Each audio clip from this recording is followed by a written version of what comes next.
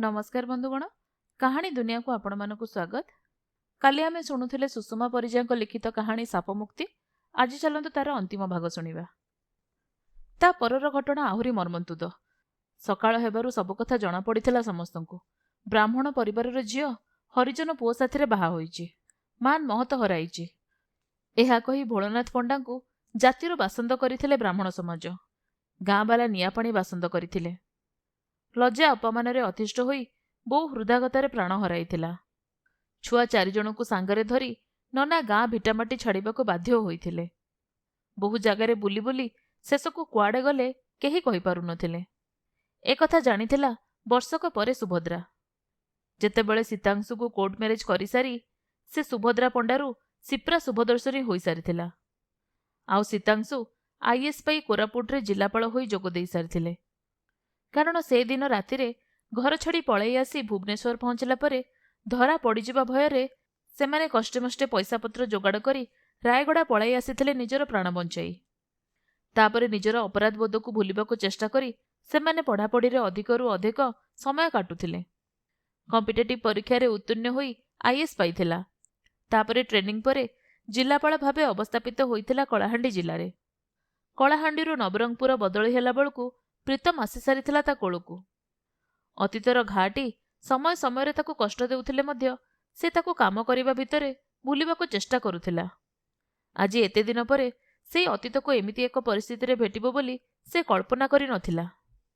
रोसेई घरे ननांकु देखि से एमिति हतचकित होइथिला जे सेतेबेले तांको पई आनिथिबा गामुछा धन्यवाद सबु किछि भूली खाली तांकर मुह को बलबल करी चाहि रहिथिला।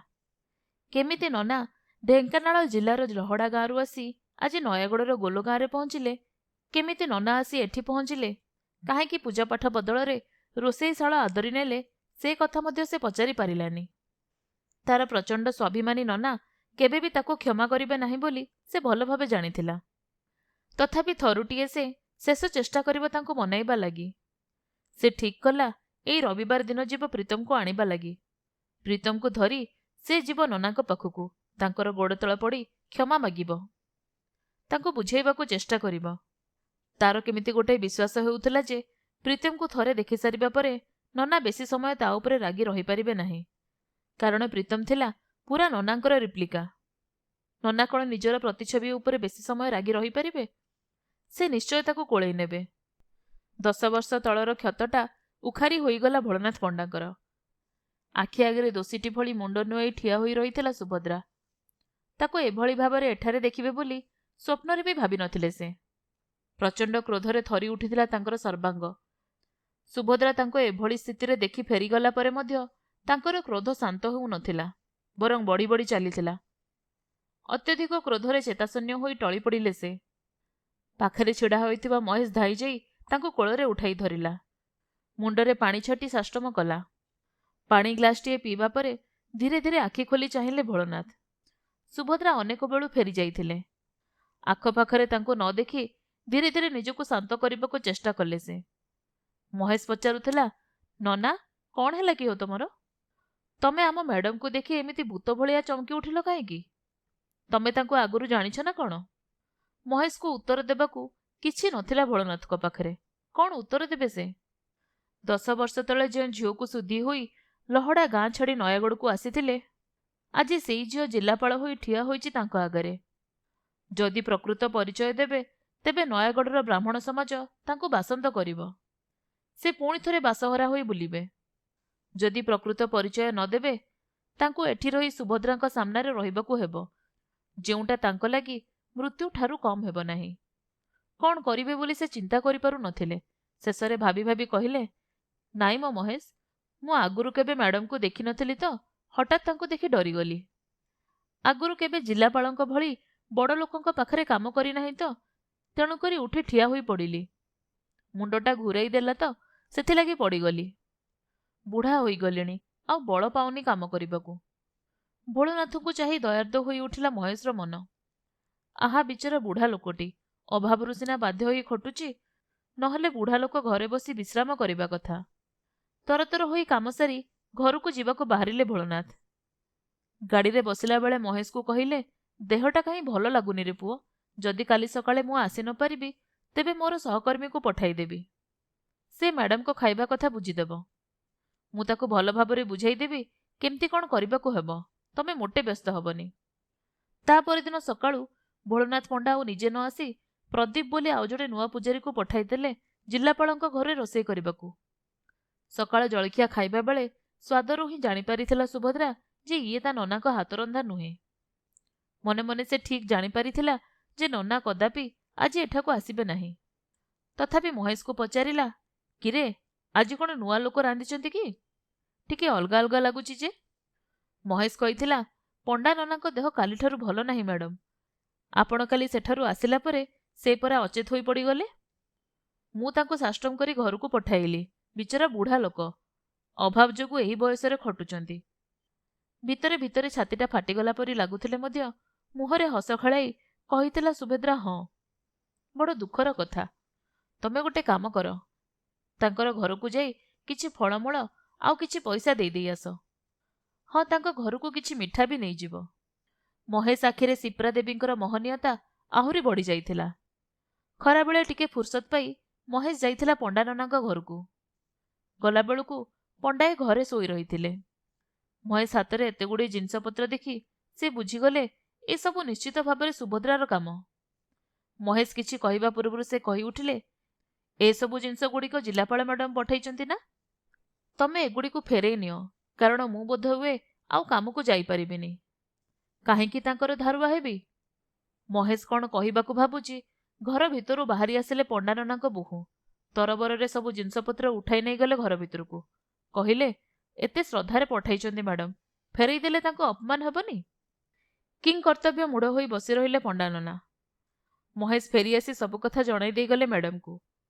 ସୁଭଦ୍ରା ବୁଝିଗଲା ନନା ସତ୍ୟପ୍ରକାଶ କରିବା ଲାଗି କୁଣ୍ଠାବୋଧ କରୁଛନ୍ତି। ଇତିମଧ୍ୟରେ କିଛି ଦିନ ବିତି ଯାଇଥିଲା। 2-3 ଥର ମହେଶ ହାତରେ ଫଳ ମିଠା ସହିତ କିଛି ପଇସା ମଧ୍ୟ ପଠାଇଥିଲେ ଜିଲ୍ଲାପାଳ ମ୍ୟାଡମ୍। ପ୍ରତିଥର ପଣ୍ଡା ନନା ଫେରାଇ ଦେଲା ବେଳକୁ ତାଙ୍କର ବୋହୂ ଆସି ନେଇଯାଉଥିଲା ଜିନିଷଗୁଡ଼ିକୁ। ଏଥରକ ମହେଶ ନନାଙ୍କ ଘରୁ ଫେରି ଆସିବା ପରେ ମ୍ୟାଡମ୍କୁ କହିଥିଲା, 3 ମାସ ଧରି ନନା ତ କାମକୁ ଆସୁନାହାନ୍ତି।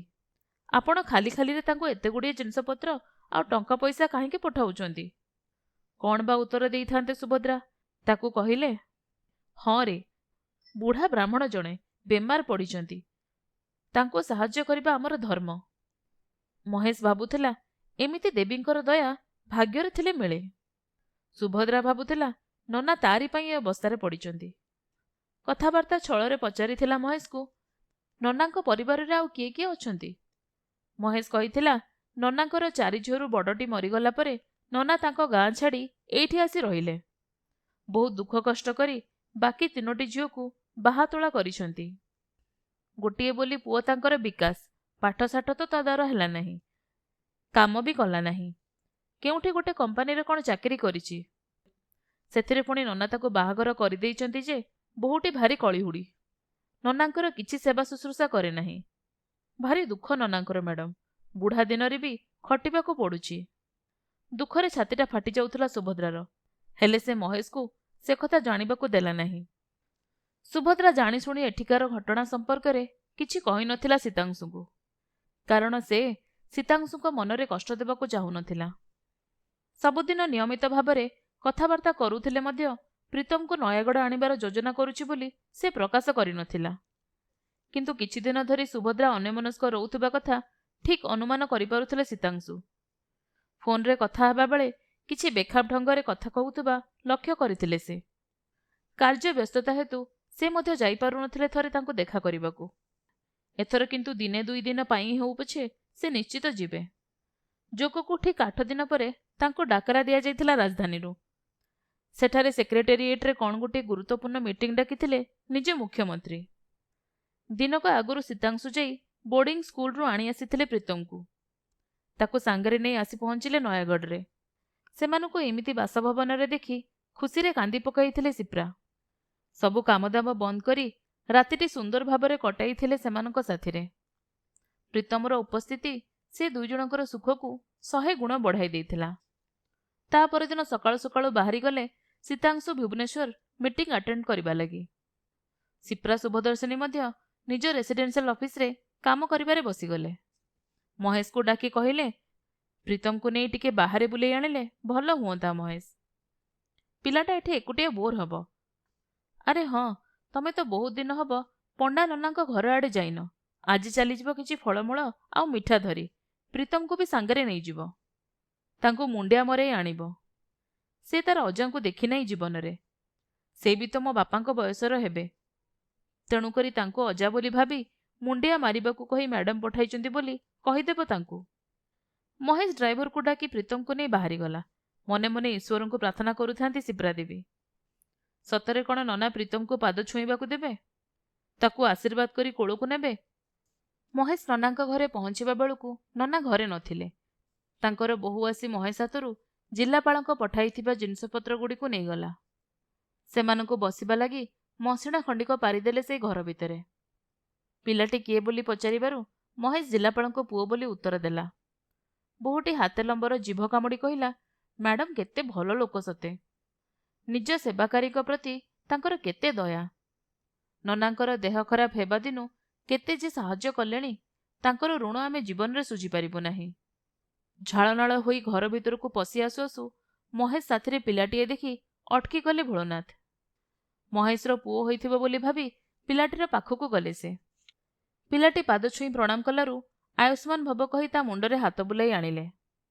ମହେଶର ରଙ୍ଗ କଳା, ପୁଣି ଦୁର୍ବଳ ଶରୀର। ତାର ପୁଅଟି ପୁଣି ଗୋରା ତକ୍ତକ ହୋଇ ଏଡ଼େ ସୁନ୍ଦର ପେଣ୍ଠାଶାଳିଆ ହୋଇଛି। ଭୋଳନାଥଙ୍କର କେମିତି ଗୋଟାଏ ମାୟା ଆସୁଥିଲା ପିଲାଟି ଉପରେ। ତାକୁ କୋଳେଇ ନେଇ ଛାତିରେ ଚାପି ଧରିଲେ ଭୋଳନାଥ। କେମିତି ଆପଣାର ଆପଣାର ଲାଗୁଥିଲା ପିଲାଟି। ସେତିକି ବେଳକୁ ମହେଶ କହି ଉଠିଲା, ବୁଝିଲ କି ନନା, ଇଏ ଆମ ଜିଲ୍ଲାପାଳ ମ୍ୟାଡମଙ୍କ ପୁଅ। କାଲି ଏଠିକି ଆସି ପହଞ୍ଚିଛନ୍ତି। ସେ ତାଙ୍କ ଅଜାଙ୍କୁ ଦେଖି ନାହାନ୍ତି ଜୀବନରେ। ଆପଣ ତ ମ୍ୟାଡମଙ୍କ ବାପ ବୟସର ହେବେ। ତେଣୁକରି ତାଙ୍କୁ ପଠାଇଛନ୍ତି ଆପଣଙ୍କର ଆଶୀର୍ବାଦ ନେବା ପାଇଁ। ଦେହରେ 440 ଭୋଲ୍ଟର କରେଣ୍ଟ ଲାଗିଲା ଭଳିଆ ପିଲାଟି ପାଖରୁ ଛିଟକି ଆସିଲେ ଭୋଳନାଥ। ଆବାକ୍ ହୋଇ ଚାହିଁ ରହିଥିଲା ପିଲାଟି କାତର ନୟନରେ। ମହେଶ ମଧ୍ୟ ଭୋଳନାଥଙ୍କର ଏମିତି ଆଚରଣ ଦେଖି ବିସ୍ମିତ ହୋଇଯାଇଥିଲା। କ'ଣ ଆକର୍ଷଣ ଥିଲା କେଜାଣି ପିଲାଟିର ଆଖିରେ। ସେ ଆଉ ଥରେ ଆଖି ଉଠାଇ ଚାହିଁବାକୁ ବାଧ୍ୟ ହୋଇଥିଲେ ଭୋଳନାଥ। ଭଲକରି ନିରେଖି ଦେଖିଲେ ପିଲାଟିର ମୁହଁକୁ। ନିଜର ଗୋଟିଏ ପ୍ରତିଛବିକୁ ଦେଖିପାରିଲେ ପିଲାଟିର ମୁହଁରେ। ତାଙ୍କ ଆଖିରୁ ଧାର ଧାର ଲୁହ ବୋହି ଯାଉଥିଲା। ଓଠ କ'ଣ କହିବ ବୋଲି ଥରି ଉଠୁଥିଲା। କିନ୍ତୁ ସେ କିଛି କହିପାରୁନଥିଲେ। ମହେଶ ପଚାରୁଥିଲା, କ'ଣ ହେଲା କି ହୋ ନନା? ନିଜକୁ ପ୍ରକୃତିସ୍ଥ କରି ଭୋଳନାଥ ଉତ୍ତର ଦେଲେ, କିଛି ନାହିଁ।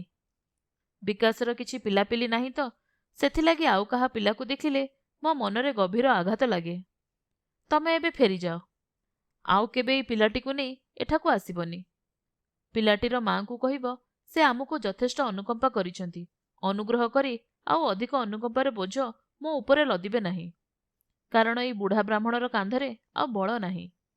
ମହେଶ ମୁଣ୍ଡରେ କିଛି ପଶୁନଥିଲା ତାଙ୍କର କଥା। ତାକୁ ଲାଗୁଥିଲା ନନାଙ୍କର ମତିଭ୍ରମ ହେଲାଣି ରୋଗରେ ପଡ଼ି ପଡ଼ି। ସେଥିଲାଗି କିଛି ନ କହି ସେ ଚୁପଚାପ ହୋଇ ଫେରିଆସିଲା ସେଠାରୁ। ସବୁ କଥା ଗୋଟି ଗୋଟି କରି କହିଲା ଜିଲ୍ଲାପାଳଙ୍କ ଆଗରେ। ଆଉ ତାକୁ ସେଠିକି ନ ପଠାଇବା ଲାଗି ଅନୁରୋଧ କଲା। ସୀତାଂଶୁ ଭୁବନେଶ୍ୱରରୁ ମିଟିଂ ସାରି ଫେରୁଥିଲେ ନୟାଗଡ଼। ରାତି ସେତେବେଳକୁ 10ଟା ବାଜିଲାଣି। ନୟାଗଡ଼ ଆସିବେ ବୋଲି ଡ୍ରାଇଭରକୁ ଛୁଟି ଦେଇ ନିଜେ ଡ୍ରାଇଭ କରି ଆସୁଛନ୍ତି। ଆଉ ଅଳ୍ପ କିଛି ଦୂରରେ ପଡ଼ିବ ନୟାଗଡ଼ ସଦର ମହକୁମା। କାରର ବେଗ ଆଉ ଟିକିଏ ବଢ଼ାଇ ଦେଲେ ସୀତାଂଶୁ। ଖୁବ୍ ବେଶୀରେ ଆଉ 30 ମିନିଟ୍ ଭିତରେ ପହଞ୍ଚିଯିବେ ସିପ୍ରାଙ୍କ ପାଖରେ। ଆଜି ରାତିଟା ପୁରା ସିପ୍ରାଙ୍କର। ହଠାତ୍ ଅଳ୍ପ ଦୂରରେ କିଛି ଲୋକ ଜମା ହୋଇ ହୋ ହଲ୍ଲା କରୁଥିବା ଦେଖି ଗାଡ଼ି ଅଟକାଇଲେ ସୀତାଂଶୁ। ତାଙ୍କୁ ଅଟକିବାର ଦେଖି କିଛି ଲୋକ ଧାଇଁ ଆସିଲେ ତାଙ୍କ ପାଖକୁ। ଜଣେ ତାଙ୍କ ଭିତରୁ ବାହାରି ଆସି କହିଲା, ଆଜ୍ଞା, ଏଠାରେ ଜଣେ ସାଇକେଲ ଚାଳକକୁ ଲମ୍ବା କାରଟିଏ ଧକ୍କା ମାରି ଚାଲିଗଲା। ସାଇକେଲ ଆରୋହୀ ଜଣକ ଏଠି ରକ୍ତାକ୍ତ ଅବସ୍ଥାରେ ପଡ଼ି ରହିଛି। ଆମେ ଏ ବାଟରେ ଯାଉଥିବା କେତେ ଗାଡ଼ିବାଲାଙ୍କୁ ଅଟକାଇବା ପାଇଁ ଚେଷ୍ଟା କରୁଛୁ, କେହି ଶୁଣୁନାହାନ୍ତି।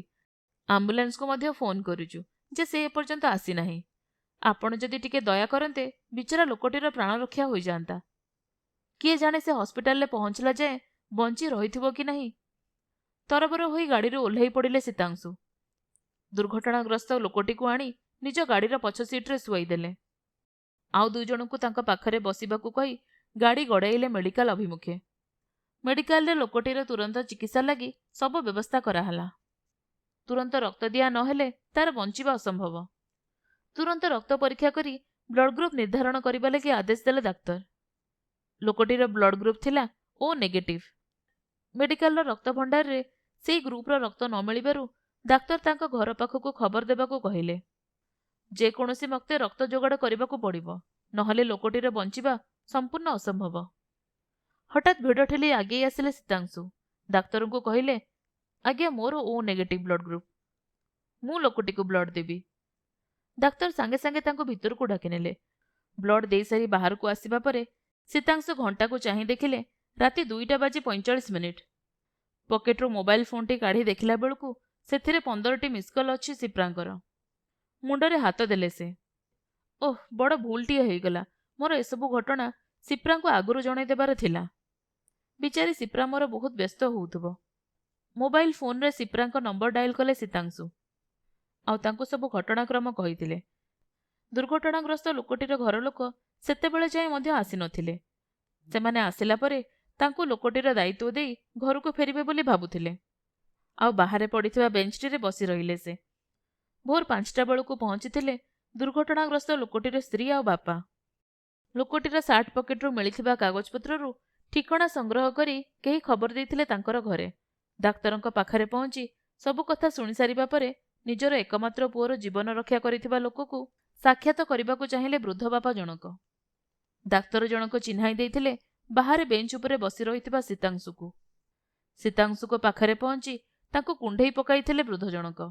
ତାଙ୍କୁ ଆଶୀର୍ବାଦ କରି ତାଙ୍କ ମୁଣ୍ଡରେ ହାତ ରଖି ଲୁହ ଛଳଛଳ ହୋଇ ଆଖିରେ କହିଲେ, ବାବୁ, ତମେ ମଣିଷ ନୁହେଁ, ଦେବତା।